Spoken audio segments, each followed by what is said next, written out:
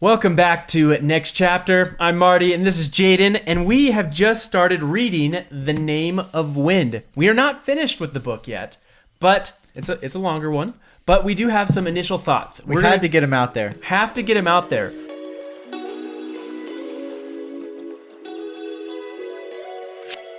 We're going to go through in this episode some of our initial thoughts, how we feel about the book. Then next week, we're going to be diving into a full review of the book.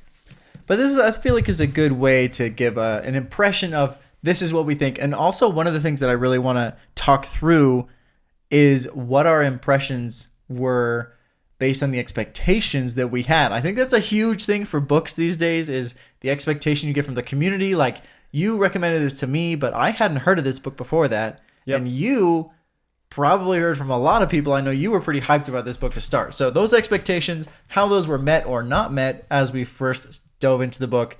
Again, we're halfway through.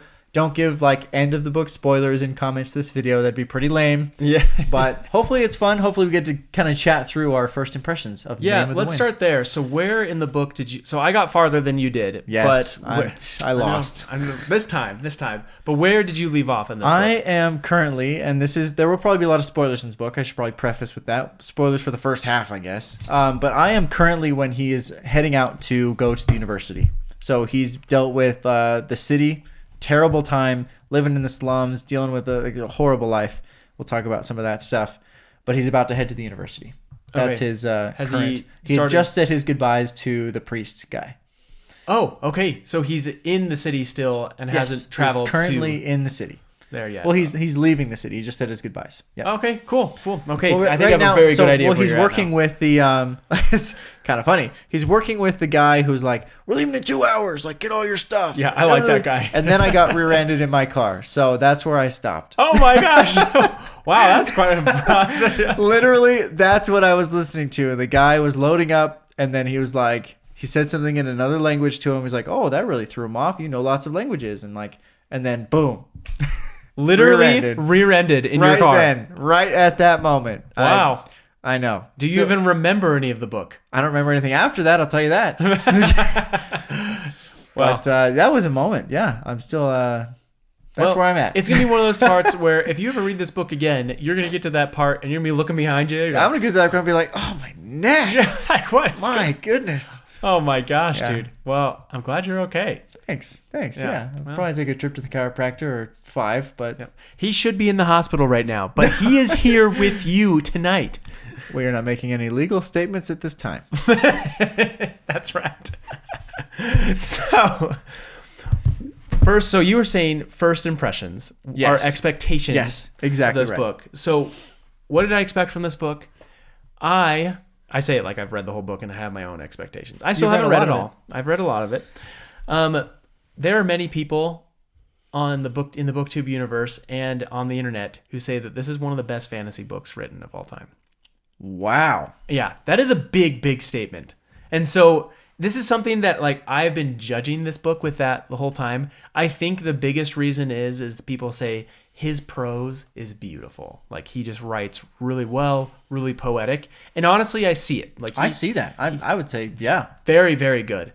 And this is a big critique that Sanderson gets is people are like, hey, you don't write like Patrick Rothfuss. You need to have more prose. You need to write beautifully. Your books are just not the same. And so it's interesting that they're like, okay, he can there's a lot of reviews on the back of this book where people are saying this is a story that can be up with the Tolkien stories. And it says writers like George R.R. Martin and Tolkien and The Wheel of Time, he'd be alongside all of those people. Those are big, big names. Yeah. And I wonder if it's just the prose. I'm only halfway through the book. Prose is good. And I'm I don't know if prose gets you there. It doesn't give you that on its own, but it is a nice touch.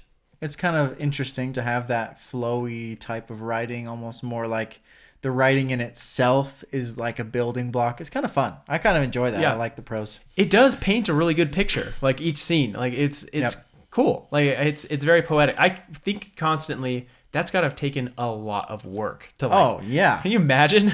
But I can't help but get the sense that you were a little let down from those expectations, those lofty expectations. I know. So far, I am. I mean, like I said, I have not gotten much farther than Jaden's has in the book, so we'll get further than this later. Next week. Subscribe for the final review. And hear our review of this book, this legendary book.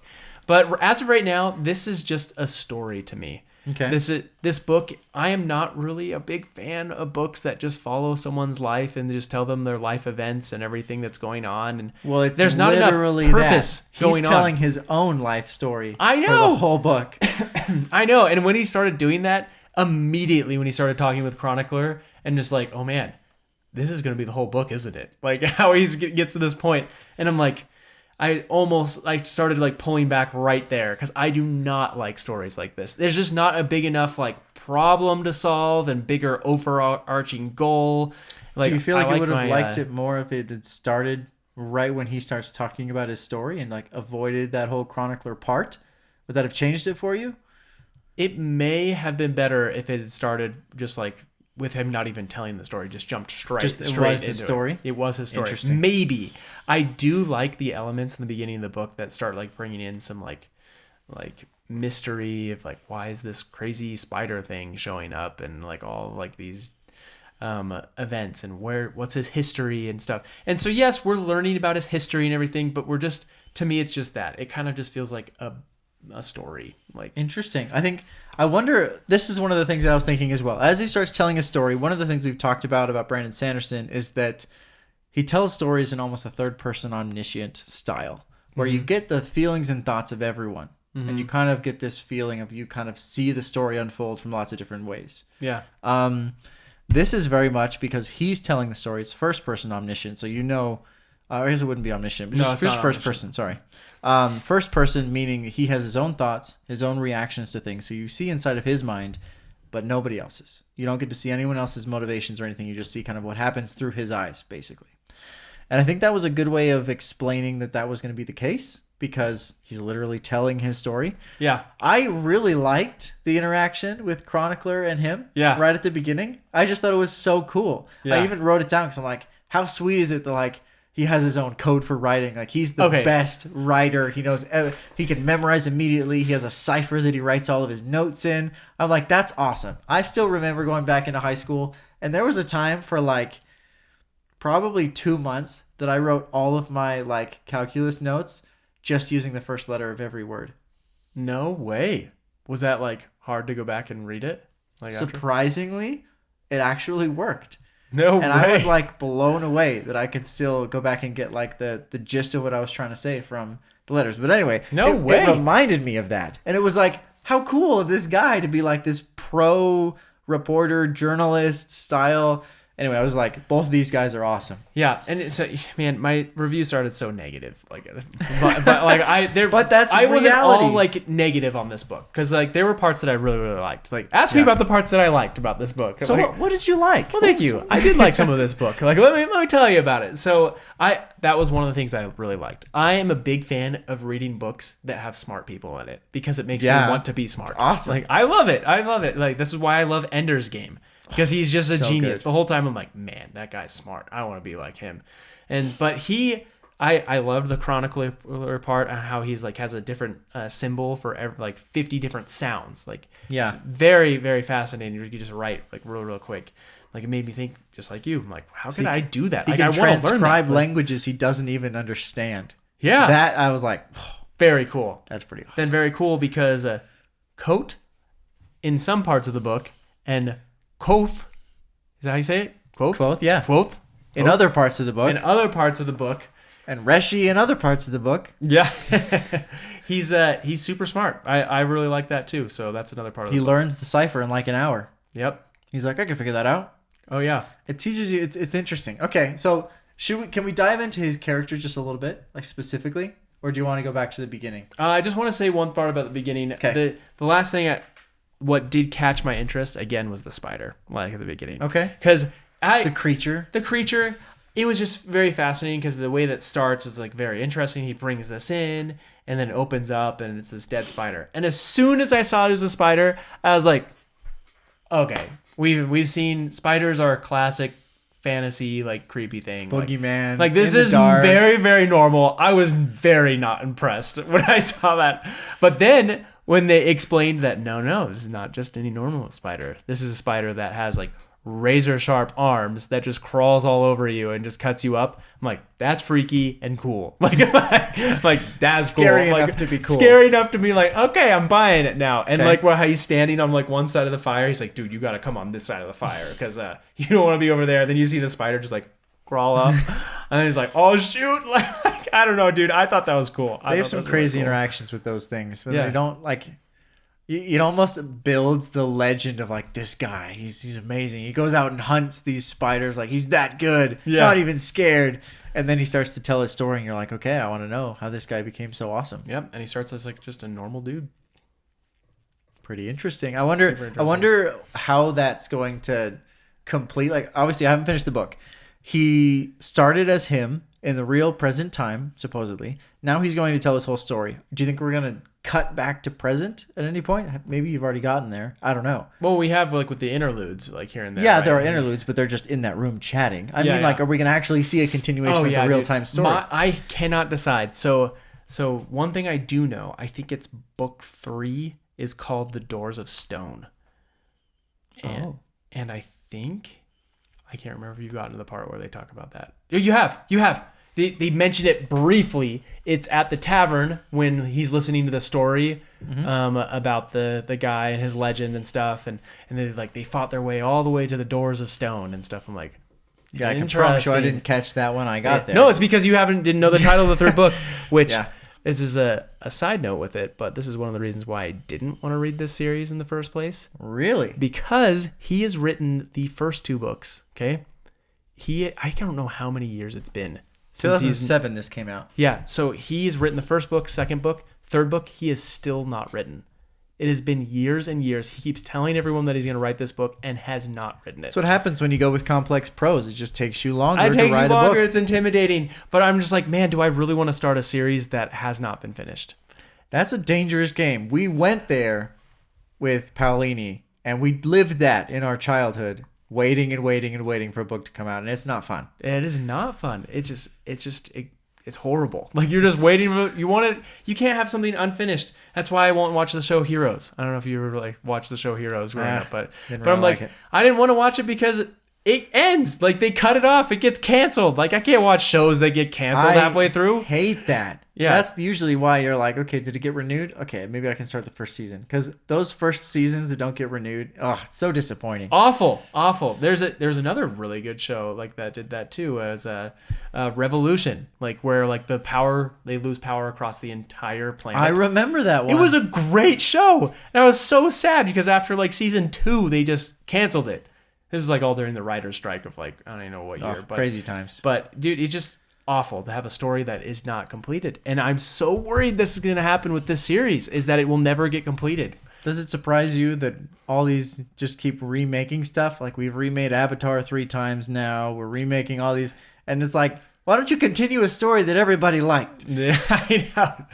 It's the worst, dude. It's very sad.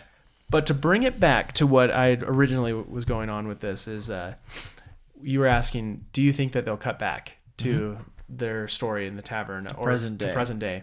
And I cannot decide because of that, like the Doors of Stone comment. I'm like, I wonder, they're either at the end of the book, they're going to cut back after the whole story, or it's going to be the end after 3 books of his story. It might be ends after 3 books. I know, That's just knowing it's a series paints that in my mind that they're just not going to get through it in time. Oh man, but what about the spider and things creeping back into his village? Like you've got to continue. Happen, but I feel like it'll be an interlude style. Like it'll end with maybe a couple of chapters of like, oh, they have to do this one thing, and then he said his story is going to take 3 days to tell. Yeah, right. There are 3 books. Oh gosh, dude, please, please. No, but I wouldn't be surprised if they aren't able to continue the story because of some incident. Yeah. Right? Like something happens, they have to go fight, or they have to go change locations, or something like that. That's a really good theory. I wonder though too, like it's gotta do something with like the spider. Well, okay, let me back off. Okay. The spiders have to play a main role. A main role? Yes, because he said, I can't believe they've come across the mountains here. I didn't think they'd make it this far. Yeah. He's obviously lived on the other side of the mountains or done something over there for a while. But we haven't seen any spiders in his journeys across the land. Wow. And so something causes this to happen. So the story has got to get a lot darker at some point. Chapter 71 is called Aragog. So that tells you anything. What does that mean? What does that mean? I'm sorry. I'm going to embarrass myself in front of all book If two. you haven't seen as much Harry Potter as I have. Oh. Hagrid's spider that he raises and then grows into a massive, massive, massive spider. Yeah. And then all the... It's in... Yeah. No, I know exactly the what you're big talking spider about. is named Aragog, so... Okay. Well. Sometimes jokes don't land, folks. And it's just, that's what it is. It's if not you a joke. appreciated It that, could be a complete like throwback to Harry Potter. He could be was a referencing. throwback, but chapter 71 is not actually called that. Well, if you had told me, I thought for sure. I don't look ahead to what chapter names are. Someone in the comments, please save me by saying you thought that was funny. Please. I need someone. I just feel stupid. Anyone. Right now. I just feel dumb. So I just didn't read the room properly. That is so funny, dude. Well, if I had known Harry Potter better, then that would be better. But all the spiders come, and the spiders are starting to get. No, into I know the exactly town. what you're talking about. I knew the name had to be a name of a spider. It's I'm a like, niche name. It's a very niche. Yeah, name. and I'm like, okay, this has got to be a spider. But if I'm wrong and I say spider, I'm gonna look so dumb. And now I look dumb anyways. All I could think was Sheila, but with the spider from Lord of the Rings. That would have also been a good one. Probably could have gone that route. Anyway, bringing us all the way back. So I do think something's going to happen in the end, but my personal theory is that they're not going to fully finish the story by the end of the book. Yeah. Unfortunately. Ooh, we will see. We'll see. I'm personally crossing my fingers. I have been hoping this whole book that okay, fine. Maybe the ends the story at the end of the book. And then we can get into some real stories that are because you don't like the telling of the story. I mean, it's not that I hate it. I just am not a huge fan of it. Not interesting. Not my style. You don't like the literary style. No, but it is interesting. It is fun to hear him tell his story like that. Gives an opportunity to be more prose and yep, and beautifully written. So I wonder, and I'm curious if you've seen anything like this, but diving into a little bit of who he is and his story. One of the things that I saw as maybe a bit of a critique is just it felt like a conglomeration of a couple other stories that are very famous. So those stories specifically, I feel like throughout the first part of this book, I'm getting the true name of all things, which really sounds like Aragon to me, because that's a big element of what they show in that book. And Aragon was written 5 years before Name of the Wind. Really? Yep. Wow. And I don't know if you've seen Slumdog Millionaire. Nope. It's a movie. It's a very famous movie. Yeah. And it's about this kid who wins a game show because all the answers that he knows are from his horribly traumatic past. Yeah. Living in the slums, dealing with all this stuff, all these terrible things happened to him over the course of his whole childhood. And because of those crazy life experiences, he has the answers to win this millionaire show. So it's I almost feel like both of those things happened before Name of the Wind. Yeah. I just confirmed that Slumdog Millionaire came out in 2008, but it's based on a book that was written 5 years before that. So it's both of those books existed, and they have a lot of elements that I feel tied. I don't necessarily know if it's going to be a payoff similar to Slumdog Millionaire, where it's all these random life experiences where this guy jumps from different slum to different slum, and each time has a different experience with a different person type of thing. In this book, Kvothe goes through horrible, horrible experiences over and over again. And also interesting that these random little things help him survive. Randomly the devil impersonator guy picks him up and saves him from freezing to death. Randomly this nice lady gives him a little bit of money. It kind of doesn't go well for him anyway, but all these little things it's a little bit of up and then a massive down and a little bit of up, tiny little good things happen to him to keep him alive and just continue new experience here, new experience there. He learns how to pickpocket here. He learns how to do this here. And it almost feels like this terrible experience he's going through, he's collecting those life experiences and skills.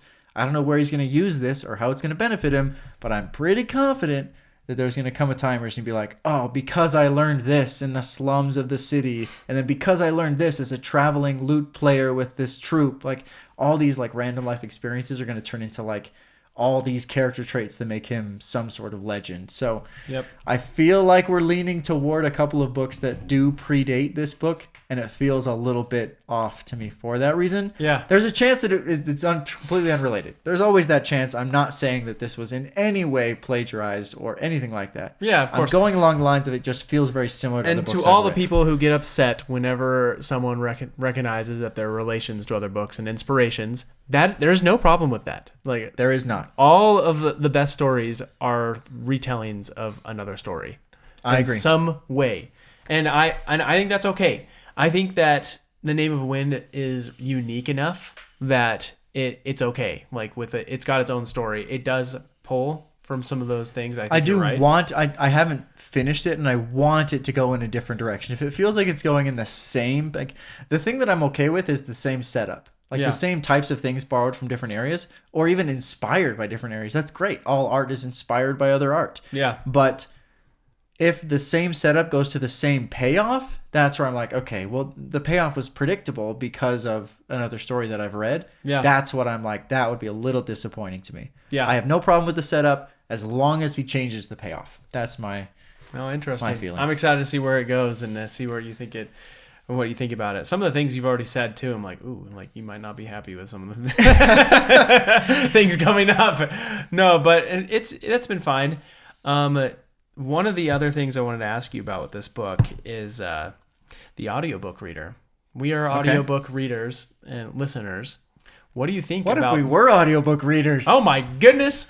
Man, I'll have to practice. I don't do voices, though, do I? I know. Well, I feel That'd be like too voices hard. are pretty important for an audiobook reader They too. probably are.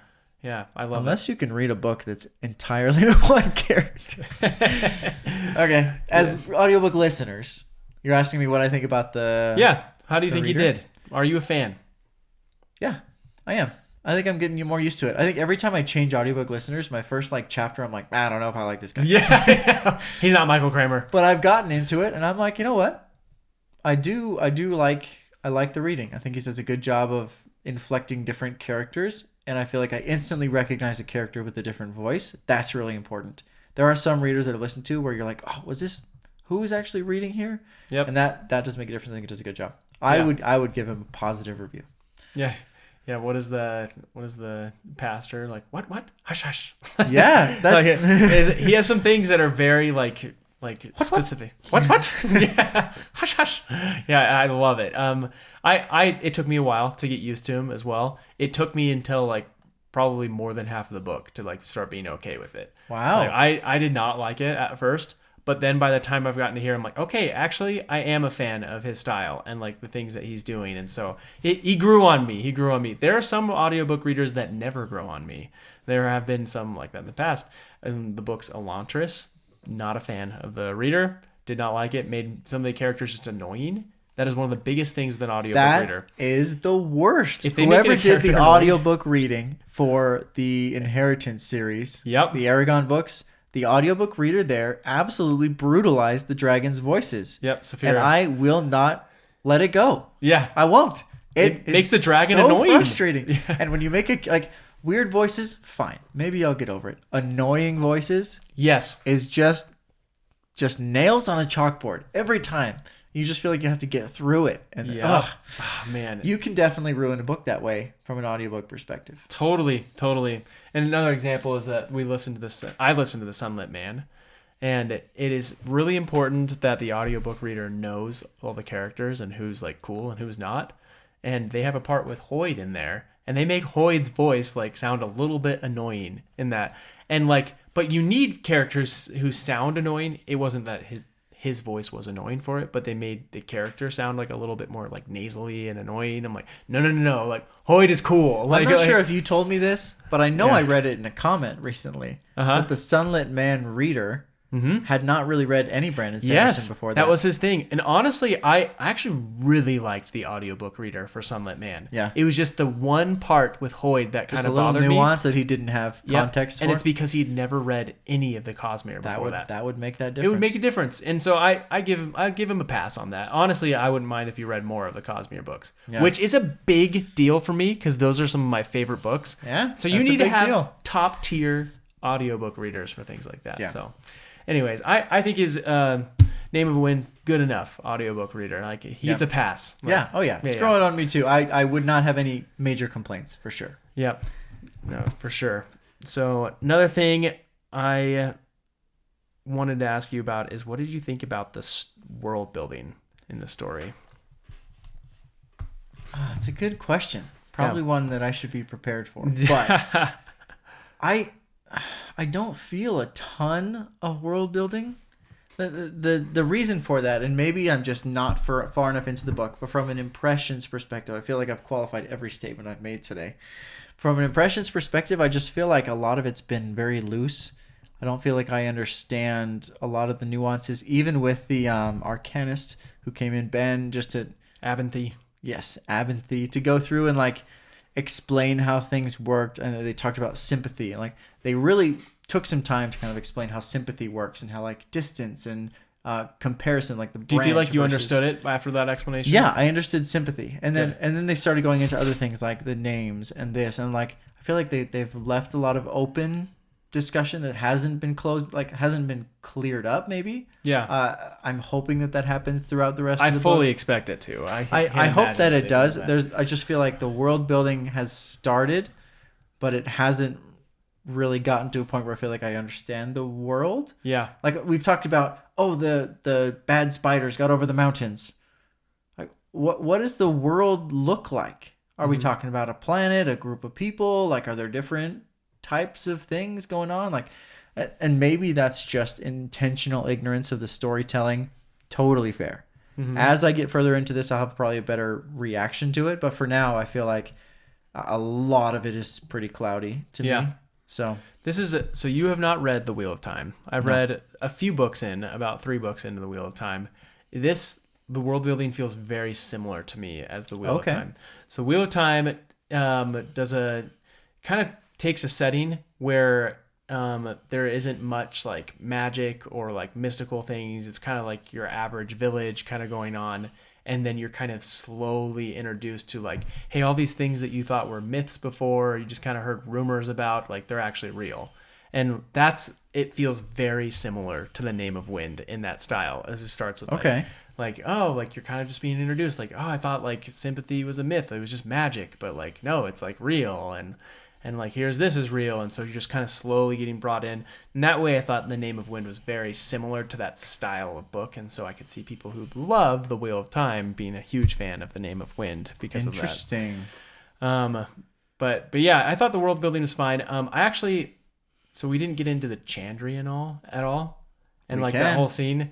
That was probably the last thing I wanted to talk about. Gotcha. This book was good to me and everything. Things started getting more interesting when he got in his conversations with Abinthy. But that was quite the turn of events. Well done. Like, yes. Threw me for an absolute loop. Yep. The way that they like just cut everything off. Everything was totally normal and it was over. Yep. Just like that, in a few words.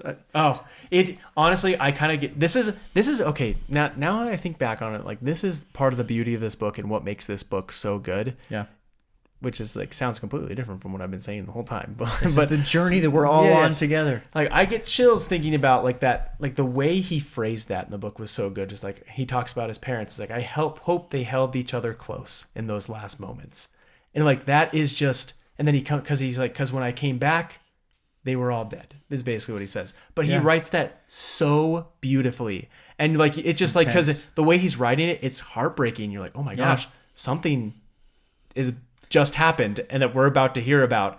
And he's like, I hope everyone just like sang their songs and did their things. And just like, it's just like, wow. Like it just like lets you, for some reason, it just hits powerfully the way that life is so fleeting in those wonderful moments.